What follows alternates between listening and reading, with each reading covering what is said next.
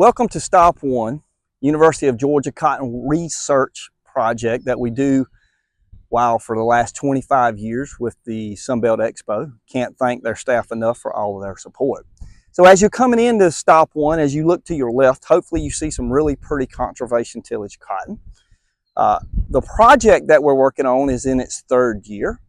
For the last 3 years, we've been working with a pollen out of Israel, where we actually take the pollen, it's a special pollen, and we put it on female Palmer amaranth to see if we can reduce the seed viability. We always talk to you guys about seed bank. If you want to win long-term on weed control, we have to reduce the number of seed that are being added to that seed bank.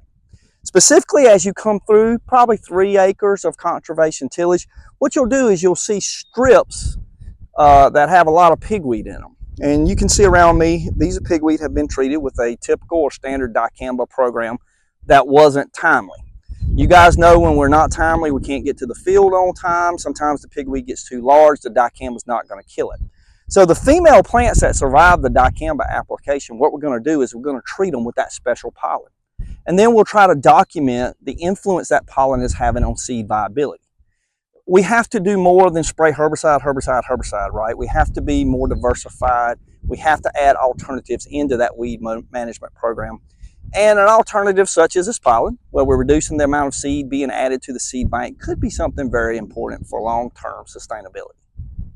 So as you pass by the conservation tillage, again, the weed out study, the next stop or difference in weed management programs you'll actually see is we're working with a lot of new technology. In fact, in the field that you're passing by, about 70% of the experiments that we're running are looking for future tools and technologies. You should know herbicide resistance is a mighty challenge to us. Regulatory challenges are even greater. In cotton production, we're threatened with the loss of in-crop dicamba, diuron, Cotoran, MSMA, and I can go on and on. So the goal of these projects is to see if we can find a future herbicide that we can bring to you to not only control Palmer amaranth, you can see behind me a lot of the Palmer amaranth, but let's get morning glory, let's get spiderwort, let's get these annual grasses. But the greatest challenge actually isn't weed control. It's the regulatory component. Can we get it registered through the US EPA with practical use patterns that you can implement on your farm?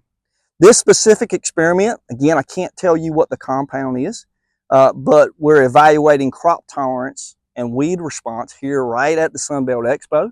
If you see behind me, again, you can see a lot of pigweed sticking out of those plots. But then some of the plots that you're looking at, we have different flagged sizes of pigweed to determine how big a pigweed that we control.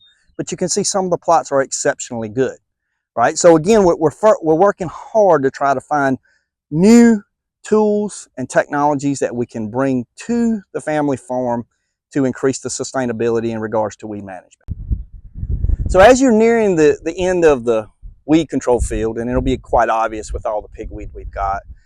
Again, more research looking at different alternatives to potentially add to your toolbox. On my left, here's an example of a technology that's not registered, it's not labeled, but you can see we have really, really pretty cotton, no injury on the crop whatsoever, and we have complete control of 3 or 4 of the most problematic weeds. However, this is a diamond in the rough. Most things that we're studying, we get this level of control over here, or you can see back on that side, the level of control. So it takes a lot of effort.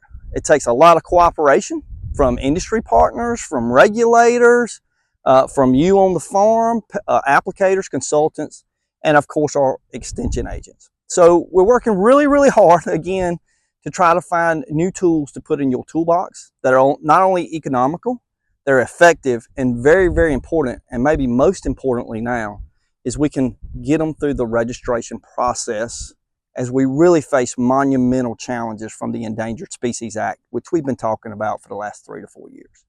So if you want more details, as always, reach out to your local extension agent or come to the local winter meetings where we share the results of a lot of research that we generate here at the Sunbelt Expo. Again, I cannot thank the Expo staff enough in supporting this research. It would not happen without their contribution, not only during the weekdays, but on the weekends. So have a great tour.